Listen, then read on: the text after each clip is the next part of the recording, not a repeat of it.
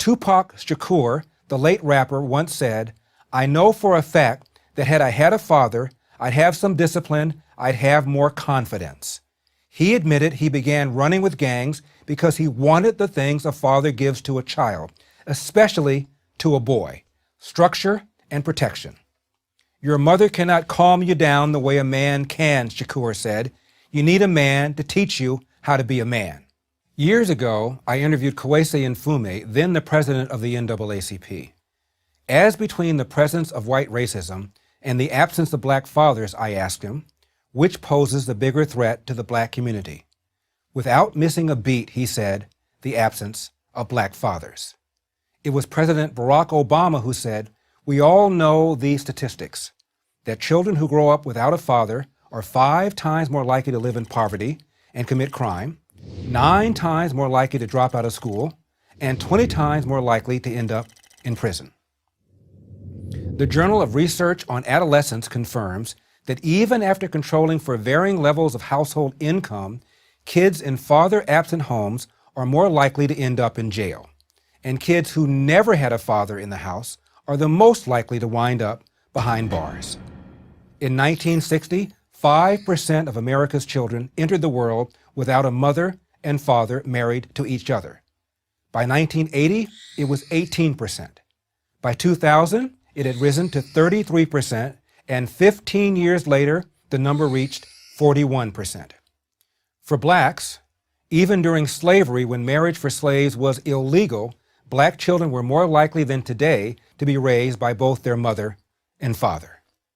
Economist Walter Williams has written that, according to census data from 1890 to 1940, a black child was more likely to grow up with married parents than a white child. For blacks, out-of-wedlock births have gone from 25% in 1965 to 73% in 2015.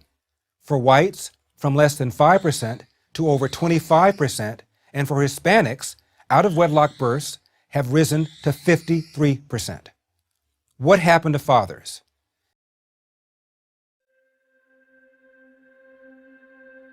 My father denied me my whole life. Me and my brothers and sisters. And I did the same thing to them. I told myself I'd never do that.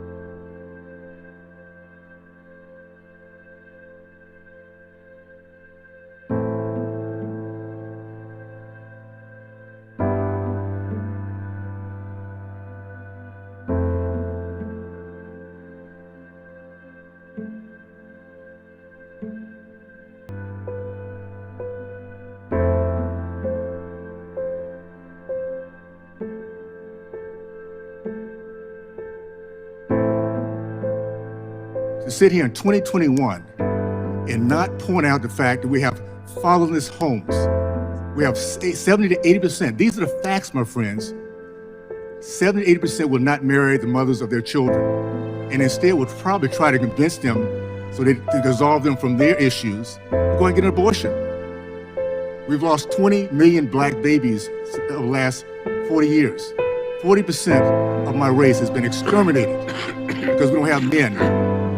Sit there and say, I'll take care of my kids, I'll protect my child, I'll make sure they grow up and get a good education, I'll make sure they're protected in my home, and not leave it to their mother to do it on their own.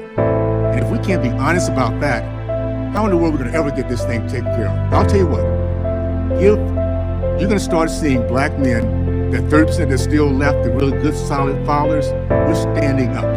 We're changing this trajectory. We're sick and tired of people looking at us as this is a normal thing, that we just don't do our job as men.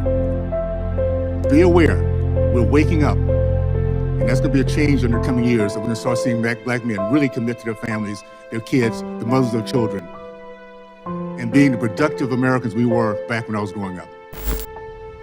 Behold, I will send you Elijah the prophet before the coming of the great and dreadful day of the Lord. And he shall turn the heart of the fathers to the children, and the heart of the children to their fathers, lest I come and smite the earth with a curse.